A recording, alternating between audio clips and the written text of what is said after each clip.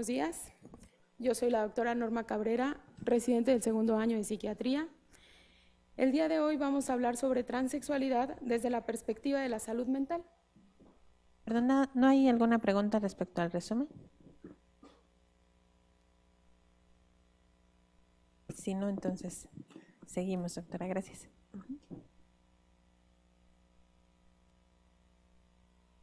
Los objetivos del día de hoy será revisar el informe de la Asamblea General de las Naciones Unidas, los conceptos sobre sexualidad y género, la evolución social de la transexualidad, transfobia, teoría de estrés minoritario, el rol que juega la familia en la transexualidad y por último revisaremos el artículo. Revisar este informe es de relevancia para nosotros los psiquiatras, ya que en él se estipula el derecho que tiene toda persona al disfrute del más alto nivel posible de salud física y mental. Aquí, en la Asamblea de las Naciones Unidas, establecen que es prioritario el bienestar social y la salud mental y son temas prioritarios para el desarrollo humano y la aplicación de derechos humanos. Siendo así, necesitamos un bienestar social para promover una adecuada salud mental. Entonces, eso nos coloca a todos como posibles usuarios de salud mental en algún momento o de los servicios de salud mental. Sin embargo, el presupuesto destinado para la salud mental a nivel general es por debajo del 7% y en países subdesarrollados le tocan $2 por cabeza a cada individuo en cuestiones de salud mental. Siendo así, el presupuesto de la salud mental solo es para instituciones de gran concentración, para estancia hospitalaria prolongada o centros de internamiento prolongado. Entonces, se descuidan todas las medidas preventivas y las políticas públicas que prevengan o que favorezcan las condiciones ambientales necesarias para una adecuada salud mental. Y mientras las políticas públicas sigan descuidando lo que prevé a una mala salud mental, como la discriminación, la disgregación social, la violencia, pues entonces se estará descuidando la salud mental y la salud en general. Así bien, entonces, aplauden que se propongan políticas de salud pública que contemplen la dimensión individual, y eso hace referencia en cuestiones de salud a un individuo y sus propios padecimientos, ¿no?, a lo largo de la vida, pero también la dimensión colectiva, y esto habla del ambiente familiar, de la vida cotidiana de las personas, el ambiente social, el ambiente laboral, el ambiente estudiantil, porque mientras eso no se favorezca, entonces, si no se promueve un entorno físico, psicosocial, político y económico favorable, pues entonces tendremos repercusiones en la salud mental. Y es obligación del Estado tener zonas libres de discriminación y prevenir la violencia, otra vez para favorecer la salud mental. ¿Qué hace México al respecto? Desde el 10 de junio del 2011, México realiza modificaciones en su Constitución, modificó 11 de sus artículos. El primero de ellos establece que en los Estados Unidos mexicanos todas las personas gozarán de los derechos humanos reconocidos en esta Constitución y en los tratados internacionales en los que el Estado mexicano sea parte, así como de las garantías para su protección. Si México está comprometido con el compromiso de los derechos humanos, pues entonces recordemos las características de los derechos humanos. Para empezar, son universales y esto deviene de que reconocen la dignidad que tiene cada persona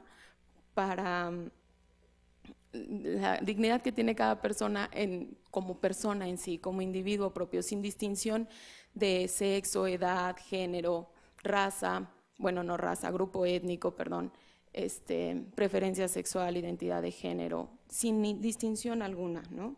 Eso sobre la universalidad. La interdependencia quiere decir que si yo promuevo y favorezco la aplicación o el resguardo de un derecho, pues esto repercute en los demás, pero también si violo o transgredo un derecho, pues entonces también repercute en los demás. La indivisibilidad quiere decir que son infragmentables. Yo no puedo aplicar un derecho humano y quitarle otro. Y la progresividad, esto tiene que ver con la evolución, o sea, la cultura, la raza humana va adquiriendo ciertas características y cualidades, por lo tanto los derechos también deben ir evolucionando, jamás pueden ir en retroceso. Esos son los principios de los derechos humanos. Entonces, México, como bien comprometido con la con los derechos humanos, está comprometido a respetarlos, que eso implica no cometer o abstenerse de cometer una acción o una omisión que viole los derechos humanos. También implica que los proteja de medidas y que tome medidas necesarias para que ninguna persona viole los derechos humanos. Implica que garantice, que es hacer efectivos los derechos humanos a través de la toma de medidas necesarias para, como leyes, políticas públicas o el juicio de amparo para que se aplique el derecho humano. Y promover, que es sensibilizar a todas las personas en materia de derechos humanos, y al menos en ese punto, pues espero estar logrando algo. Si ahorita hacemos una síntesis de lo que llevamos hablado, la salud mental requiere de un buen ambiente social, pero no se puede hablar de un ambiente social favorable si no se toman en cuenta los derechos humanos. Y también hablamos de que no solo se puede contemplar la dimensión individual, sino también la dimensión colectiva, y ahorita ya hablamos de qué implica la dimensión colectiva y el ambiente. Pero hablar de la dimensión individual implica saber si un ser humano es igual al otro.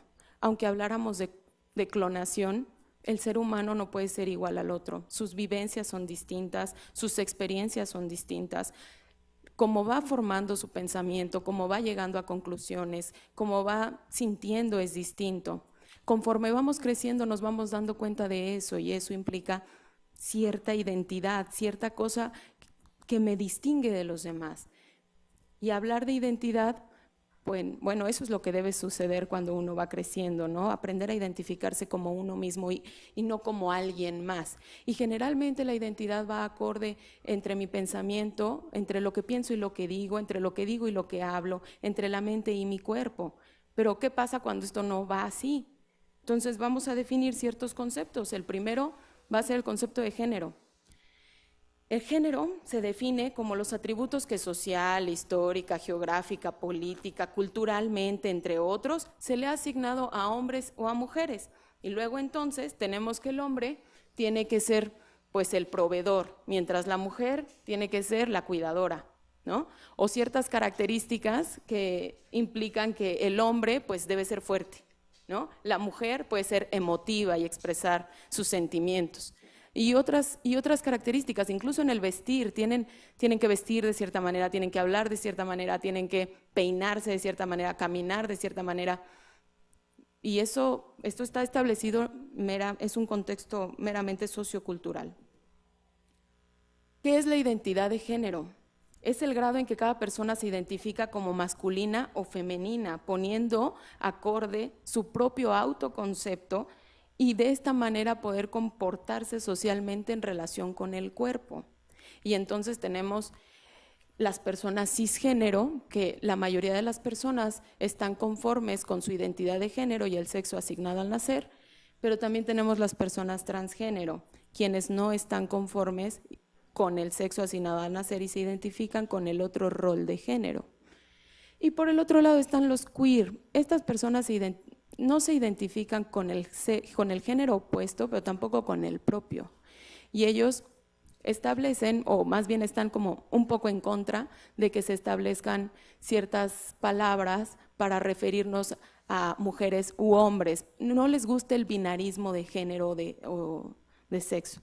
Ellos prefieren que se cambie la letra O o A por E o X. Entonces, no les gustan las, doctores, doctoras, tendríamos que decir les o doctors, los queer, ¿no? Ellos pueden transitar de un género a otro porque se sienten cómodos con algunas propiedades de uno y con algunas propiedades de otros. El transgénero puede empezar con esta deficiencia de la identificación, con este problema para identificarse con el rol asignado desde la infancia. Y entonces tienen un deseo inflexible por ser del otro género, tienen un sufrimiento agudo cuando son reconocidos o identificados con el género opuesto, y es persistente a lo largo de su vida y se identifican constantemente con el otro rol, con deseos de cambiar de género. No siempre tienen disforia con el sexo, y eso es importante porque entonces hay que hablar de lo que es la diferencia entre transgénero y transexual. El transgénero pues está inconforme con el rol de género asignado, pero puede optar por la reasignación hormonal para poner congruencia entre su interior psíquico con la expresión física, la corporalidad y espiritualidad y social. Tenemos aquí a Avery Jackson, que es una chica trans. Ella, desde los 3 años, sus padres la empezaron a notar como muy triste, muy deprimida. Ella hablaba de muerte a los 3 años y cuando fue llevada a terapia, pues resultó que en realidad su identidad de género es mujer, ¿no? Ella es mujer trans. Y ahorita a sus 9 años, pues es una proactiva de la defensa y la prevención del suicidio de las personas transgénero. Y ahorita, pues ella está en la portada del National Geographic para la primera edición del 2017, ¿no? Por otro lado, los transexuales no solo requieren un cambio hormonal, ellos están inconformes con el sexo biológico y tienen un enfoque especial en lo que es el sexo biológico, requieren cambios físicos en su hábitos exterior, en la elección del nombre, para que concuerde con la identidad con la cual se identifican. Y entonces tenemos a Lili Elby, ¿no? No sé si la recuerden, pero antes era Elienar, y pues era un pintor de paisajes, casado con otra pintora de modelos, Greta, y entonces cuando Greta le pide que modele las medias, porque su modelo le faltó, entonces parece que es ahí donde Elienar se da cuenta de que su identidad de género es femenina y se siente más cómoda en el rol de género femenino. Entre 1920 y 1930, entre 1910 y 1920, Lili podía andar por las calles vestida de mujer y se sentía cómoda, ¿no? Incluso relatan que se le pidió matrimonio, a pesar de que estaba casada.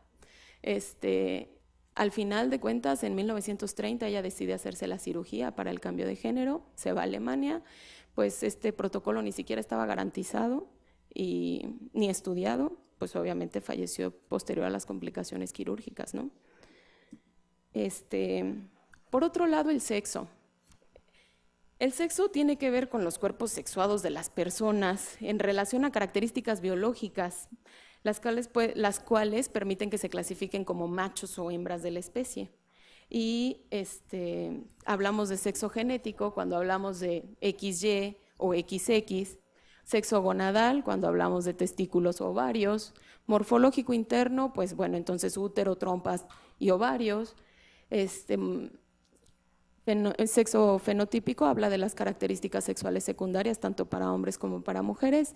El sexo hormonal pues te hablará de testosterona para hombres contra progesterona y estrógenos para mujeres, y el sexo morfológico externo, que tendrá que ver con los genitales externos.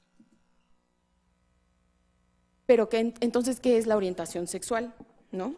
Y entonces aquí tenemos que es la capacidad de relacionarse afectiva, romántica y sexualmente con otras personas. Y esto puede ser persistente o cambiante. Y tenemos distintos tipos de preferencia sexual. Y aquí está lo que sería la homosexualidad, que se les dice gays a los hombres que son homosexuales, o lesbianas a las mujeres homosexuales.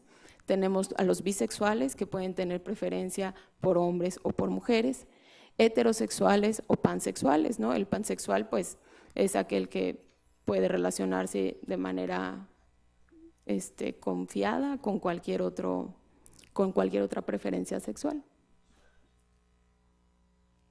Ahora hablemos de diversidad sexual, porque la diversidad sexual amplía el campo, no solo es la preferencia, la expresión del género, la identidad de género, es todo, eso es diversidad sexual.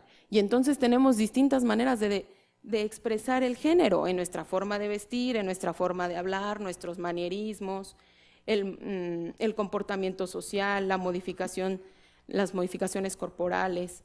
La identidad de género cultural, aquí ponen como ejemplo la cultura Mushe en el estado de Oaxaca, y la identidad de género, que como ya vimos, una mujer puede ser cis o trans y un hombre puede ser cis o trans o queer, una persona que no esté conforme con el binarismo de ser hombre o mujer. La orientación sexual, que tiene que ver con no tengo ninguna preferencia sexual, soy asexual, bisexual, heterosexual, homosexual y bueno, dentro de los homosexuales la lesbianidad y la pansexualidad. y las características sexuales que ya habíamos hablado y descrito como las características biológicas, ¿no? Entonces, esto de la diversidad sexual, pues aplica, si ponemos un ejemplo, pues yo soy una mujer cisgénero heterosexual, pero puede haber un transgénero heterosexual, no el hecho de que sea transgénero lo hace homosexual, ¿no? Entonces puede haber distintas combinaciones. Y de aquí surge una minoría, ¿no? Que es la comunidad LGBTTI, que habla de la población lésbica, gay, bisexual, transgénero, transexual, transvesti e intersexual. Y ahí está su banderita, ¿no? Hablemos de cómo ha evolucionado el concepto de transexualidad a lo largo de la historia. Al principio, los griegos podían contemplar esto de la transexualidad como un castigo, y entonces viene aquí el mito de Tiresias, ¿no? Que por estar viendo copular a 2 serpientes fue convertido en mujer. Y entonces, ya siendo mujer, se empezó a sentir cómodos con su rol de mujer, y estando con un hombre, de repente regresó a ser hombre por castigo de la diosa, y pues ya no se sentía cómodo siendo hombre, él prefería ser mujer. Después tenemos en la Roma clásica a Nerón, ¿no? Nerón fue el primer emperador romano en pasar o hacer los trámites necesarios para un cambio de sexo en una operación quirúrgica. Y después, en el Renacimiento barroco, tenemos perdónenme, olvidé el nombre. James Berry fue un cirujano de la Armada. Este cirujano creció como varón, fue enviado a la Escuela Militar de Medicina como varón, vivió como varón y fue supervisor en la Armada, pero al final, cuando fallece, para 1865, pues descubrieron que en realidad él era mujer, ¿no? Sexualmente.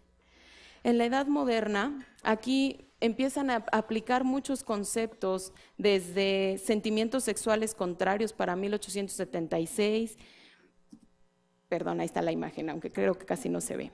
Después empiezan a nombrarlo como hermafroditismo en 1896. Por Hirschfeld empieza el término ya de transvestismo en 1910. Después el caso de Lily Elby y su fallecimiento fue como una sacudida para estos términos en 1933. Y Jack Cudwell empieza a utilizar el término transexual para 1950. Para el siglo XX, ya en el 1980, se incluye en el DSM-3 como un trastorno que inicia en la infancia, en la niñez o en la adolescencia, y se mantiene en la clasificación, incluso en el DSM-4 ya revisado en el 2000, ¿no? Pero para 1988, Louis Gour fundó la cátedra de transexualismo en la Facultad de Medicina de la Universidad de Ámsterdam, con la finalidad de educar y adiestrar a las personas en esta patología, porque ahí pues ya estaba incluido en la patología. En 1992, la CIE-10 también lo incluye ya en los diagnósticos como transexualismo o trastornos de la personalidad y el comportamiento de los adultos. Ya en el siglo XXI, pues sigue estando presente, solo que ya no se llama transexualismo o ya cambia por disforia de género para el DSM-5. ¿Y cuál es la propuesta para el CIE-11, ¿no? Entonces se realiza un estudio de investigación en transexuales adultos atendidos en la Clínica Condesa aquí en México. Se realizó encuestas a 250 adultos transgénero mayores de 18 años. Se les pregunta sobre su rol de género, sobre la violencia, sobre el rechazo, sobre la discriminación y qué es realmente lo que les afecta. Entonces, como a grosso modo, 226 de los 250 encuestados, o sea el 90%, refirió que sí tenía disfunción social, laboral, académica, relacionada con la identidad de género, pero esta disfunción era moderada. Sin embargo, no es por el rol de género, sino por la discriminación que sufren y por las experiencias de rechazo frecuente que tienen que enfrentar, que llegan a sentirse mal, tristes, deprimidos, o incluso llegan a cometer intentos de suicidio, ¿no? Entonces, por eso se propone quitar de ahí el diagnóstico. Y ahora hablemos de discriminación. Discriminación, según la CONAPRED o el Consejo Nacional para Prevenir Discriminación, es una práctica cotidiana que consiste en dar un trato desfavorable o un desprecio inmerecido a determinada persona o grupo, ya sea que lo percibamos o no, o que la persona lo perciba o no. Y hablar de transfobia es hablar de esta discriminación o esta rigidez mental ante la diversidad sexual que ya vimos y tener conductas de estigma o de rechazo o de violencia incluso contra estas personas. Y ellos, la comunidad LGBTTI, establece el 17 de mayo como el Día Mundial contra la Homosexualidad y la Homofobia. Esto fue porque el 17 de mayo de 1990 se retiró del DSM el diagnóstico de homosexualidad. Aquí les puse un caso de discriminación, discúlpenme, se los voy a tener que leer completo, traté de resumirlo, pero vamos a ver. Esta es una persona transexual que demanda la rectificación en el acta de nacimiento en donde se conste su nuevo sexo. Intentó sustentarse en el siguiente criterio de la jurisprudencia de la Suprema Corte de Justicia de la Nación, y ella pone: aun cuando en principio el nombre con el que fue registrada una persona es inmutable, en los términos de la fracción 2 del artículo 135 del Código Civil para el Distrito Federal, es procedente la rectificación del nombre en el acta de nacimiento, no solamente en el caso de error en la anotación, sino también cuando existe una evidente necesidad de hacerlo.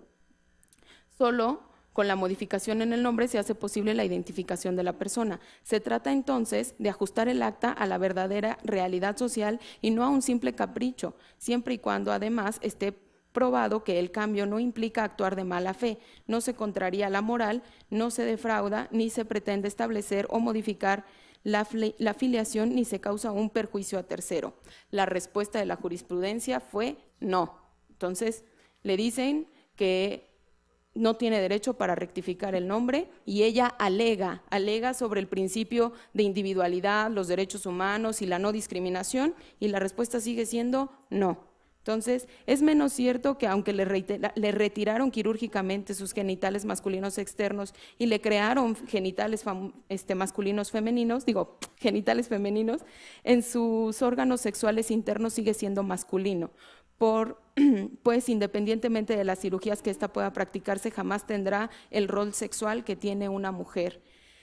Además, le dijeron que en un principio el sexo es dado por naturaleza y no así al contentillo de las personas, pues de suponerse viable la rectificación en el acta de nacimiento se estaría en la posibilidad de que esta persona cometiera actos fraudulentos debido a la dualidad de la personalidad, trayendo como consecuencia la carencia de certeza jurídica en los actos jurídicos como sociales que haya celebrado y los que a futuro pueda realizar, pudiendo en muchos de estos casos o actos constituir un fraude procesal. Y por último, le dicen que la presentación de demanda es falta de acción y derecho, pues para demandar a la institución del registro civil una rectificación del acta, no acredita que exista la extrema necesidad de adecuar el acta a su supuesta realidad social y jurídica, y por el contrario de accederse a esta petición, se estaría afectando gravemente a terceros e instituciones que han tenido relación con su entorno familiar, laboral, estudiantil y en general con la sociedad que los rodea, ¿no? Entonces, bueno, este fue el caso de Guanajuato y ahora hablemos de un caso de discriminación escolar en Colorado, Estados Unidos. Ella es Coy Mathis, es una niña trans, identificada como transgénero desde los 3 años. Sus papás de mente abierta dijeron pues que vista como le plazca y se siente mejor con ropa de niña que vista así. De los 3 a los 6 años nunca había tenido problemas para utilizar los baños de niñas en las escuelas. Sin embargo, después de repetidas incidencias, pues le llegó la orden a los padres de que hoy no podía utilizar los baños de niñas, ¿no? Entonces, los padres interponen una demanda a la protección de derechos humanos y gana la demanda. O sea, Coy pudo regresar a la escuela y utilizar los baños.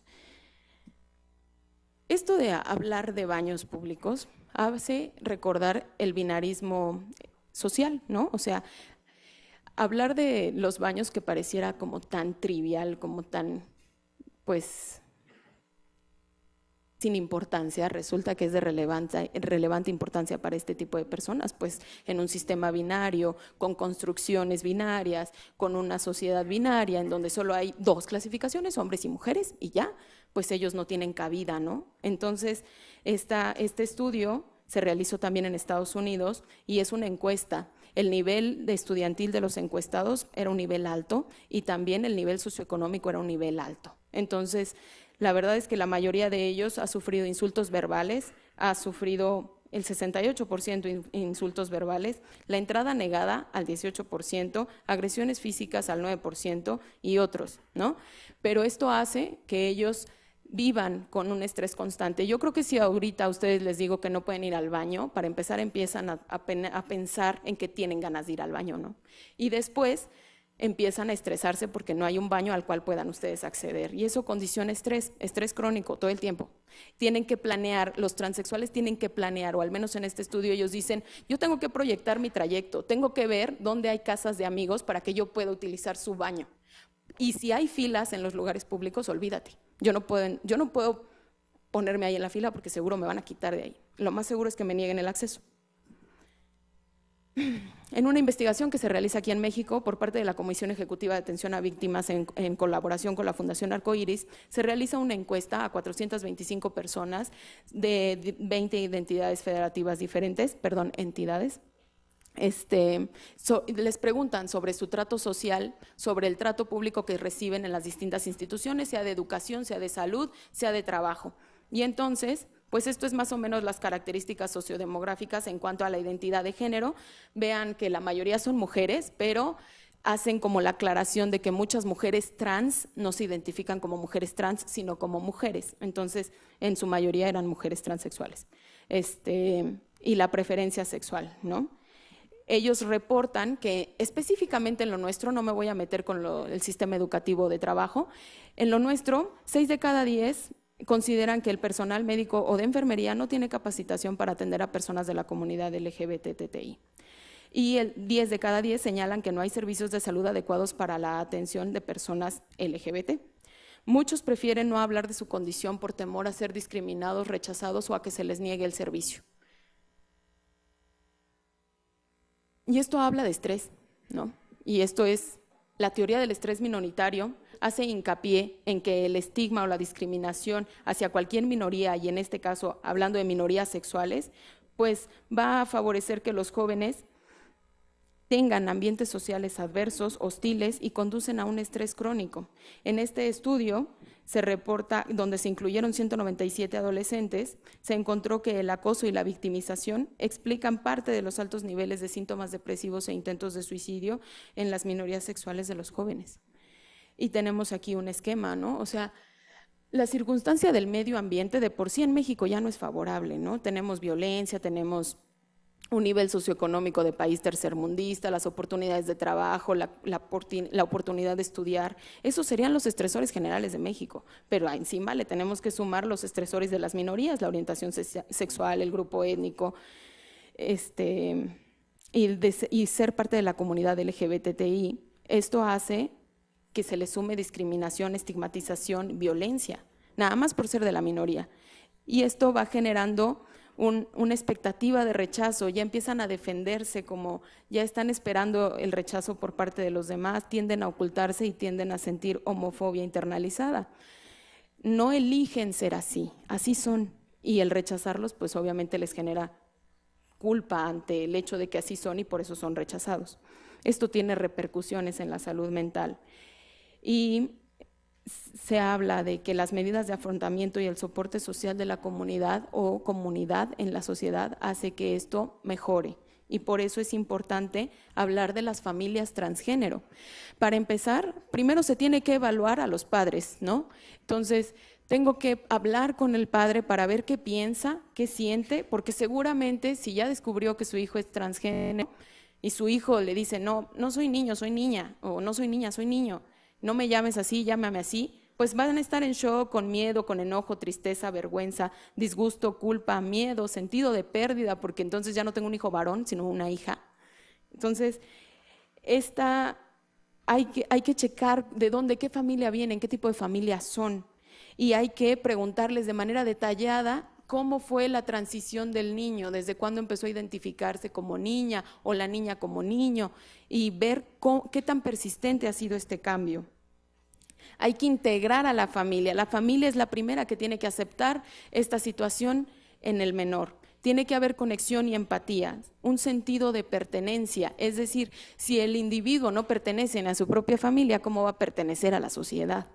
Fortalecer a la familia, porque en todas las familias hay problemas, ¿no? O sea, a lo mejor de dinero, a lo mejor no se llevan bien los padres, pero hay que revisar estas condiciones familiares y hacer comunidad. Los padres que acuden como a terapia o según este estudio, se muestran muy activos en pro de la aceptación de la diversidad de género. Por otro lado, el Estado mexicano, o para hacer comunidad y corregir las normas sociales, México, el 24 de junio del 2015, lanza la cartilla de protección donde se establecen los derechos de las víctimas de discriminación por orientación sexual o identidad y expresión de género, y para el 23 de octubre del 2016 realiza un llamado a prevenir y a aplicar y respetar los derechos humanos, ¿no? Por otro lado, ya para el 21 de junio establece el protocolo para acceso a los servicios de salud sin discriminación.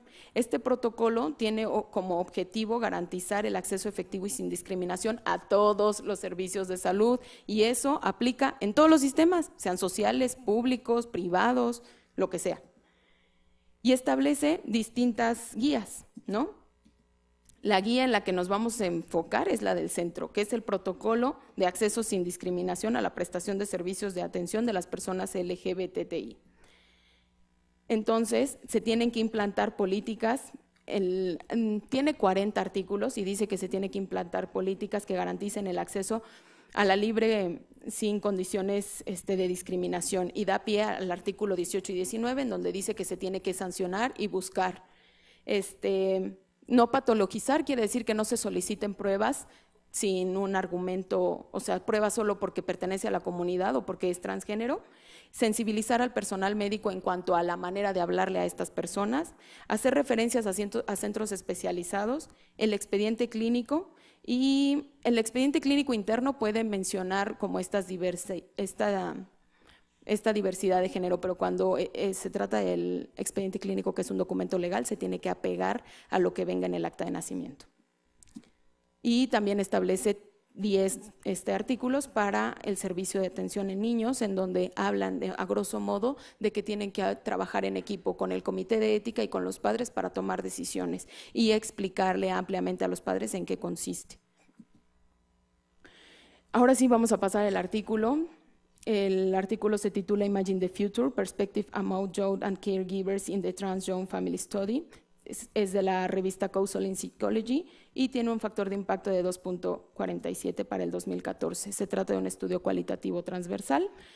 El objetivo fue examinar cómo los jóvenes transgénero y aquellos no conformes con el género y sus cuidadores imaginan el futuro y respecto a su identidad de género. Específicamente trató de contestar cuáles son los temas primarios y dominios de vida en torno a los cuales los jóvenes transgénero y sus familias enfocan las perspectivas a futuro, cómo afecta el contexto social, la forma en la que los jóvenes transgénero y sus cuidadores piensan sobre el futuro, y cómo estos temas y los dominios de vida identificados por las personas jóvenes y sus cuidadores se relacionan entre sí.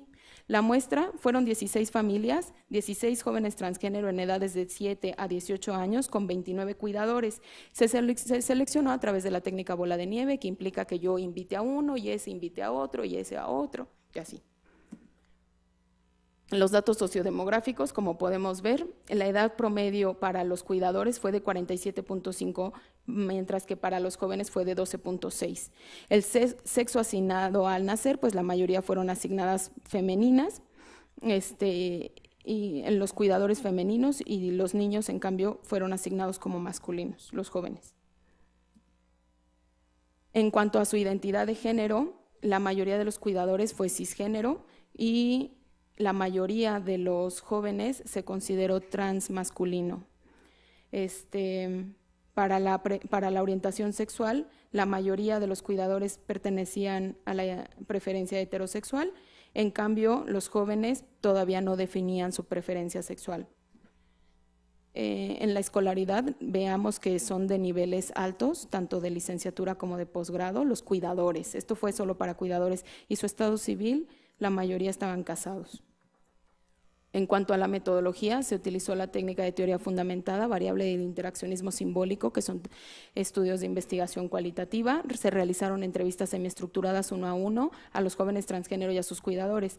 Primero las y los jóvenes de 5 a 11 años y posteriormente los de 12 a 18 años. Por último, a los cuidadores. Se transcribieron estas entrevistas. Posteriormente, cada investigación realizó un análisis línea por línea para sintetizar y encontrar la idea principal de cada línea. Se reunieron para identificar concordancias y discrepancias y después seleccionaron los tópicos mencionados en las entrevistas más frecuentemente. La entrevista semiestructurada trataba de responder las siguientes cuestiones. Las percepciones de las y los jóvenes en relación al desarrollo de la identidad de género, sus emociones, estrategias de afrontamiento, la identidad de género de los jóvenes, afectos de la identidad de género, afectos en relaciones dentro y fuera de la familia y la necesidad de apoyo. La entrevista semiestructurada, a los cuidadores se les preguntó, describa el futuro que usted imagina para su hijo o hija considerando su identidad de género. ¿Cómo cree que la identidad de género de su hijo o hija puede afectar su futuro? ¿Y cómo ha cambiado su forma de pensar respecto a la primera vez que supo sobre la identidad de género de su hijo o hija? En cambio, a los jóvenes de 5 a 11 años se les preguntó, cuando crezcas, ¿crees que tu vida podría ser diferente a la de tus amigos o amigas? Si no mencionaban su identidad de género, se les preguntaba, ¿piensas que tu vida podría ser diferente en función de tu identidad de género? A los jóvenes de 12 a 18 años se les preguntó, ¿cómo crees que tu identidad de género afectará tu futuro? En los resultados, los factores sociales fueron de gran impacto tanto para cuidadores como principalmente para los cuidadores. Sobre todo porque quieren aprender de las experiencias previas de los adultos más bien de los adultos, para saber qué les espera a ellos con un niño trans. Esta es la opinión de un joven participante de 8 años que se identifica como niño afeminado o girlish boy, preocupado por la interacción con otras personas en relación con las normas de género en el futuro a plazo, según la madre. Él me dijo, pero no me voy a casar, porque si yo me caso con un chico, yo quiero ser la novia. Me gustaría usar vestido y la gente se reirá de mí porque me estoy casando con un niño y yo estaría usando vestido. Por otro lado, las barreras para un futuro favorable son identificadas como la discriminación, las políticas sociales que ya vimos que no promueven mucho la prevención, y la cuestión de las aseguradoras fue un tema muy relevante para jóvenes y para adultos. Una joven participante describió la complejidad de tratar con el seguro médico como transgénero individual en términos de futuro a largo plazo. Dice, para mí todas las cosas médicas aún se me enumeran como hembra, fue lo que me aconsejaron hacer. Me dijeron, si usted tiene cáncer de cuello uterino, cáncer de mama, sea cual sea, el seguro lo va a cubrir. En cuanto a la aceptación y el soporte, esto fue muy importante para los cuidadores, y un padre de una niña trans de 15 años dice, la siguiente cosa para mí como un padre táctico, es intentar conseguir las habilidades de vida necesarias para que aprenda a cuidar de sí misma, y estoy teniendo algunos desafíos con eso, porque todas las habilidades que tengo en la vida, ninguna es buena para una niña trans. ¿Cómo le enseñas cuando no sabes? En cuestión de salud mental y las emociones, un padre de niño trans de 15 años le dice, una cosa es esperar a tu hijo como trans, pensar en tu hijo como trans, y otra cosa es pensar que tu hijo estará en un hospital pasando a través de cirugías, a través de la reasignación de sexo, pasando por todo tipo de tratamientos hormonales y cosas así. Es muy aterrador, es muy molesto para mí, pero lo estaría llevando de la abstracción a la realidad. Y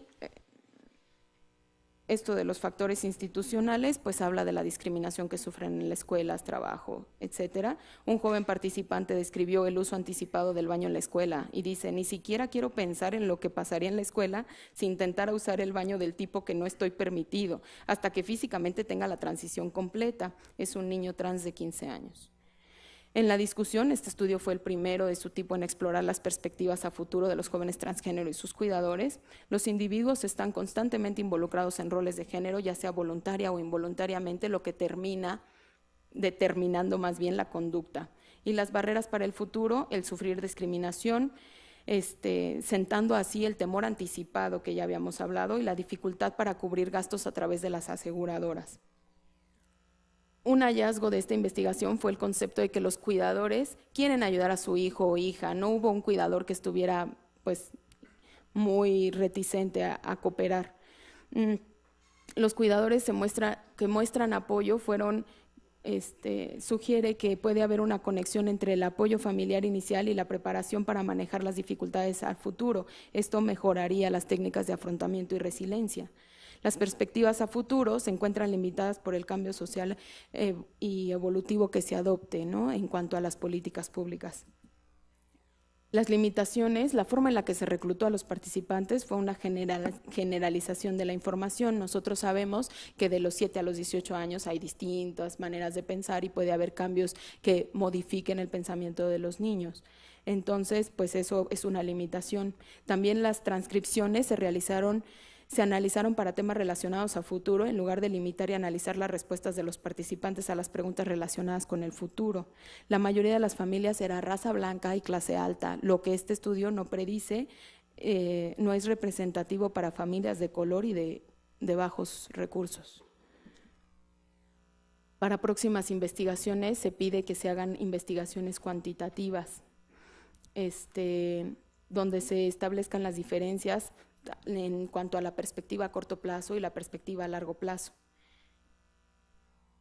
Y por último, pues quiero agradecer al maestro Hugo Gómez Hernández, que me acompaña el día de hoy, al ingeniero José Francisco Cortés y a la doctora Beatriz Cerda de la U. Muchas gracias.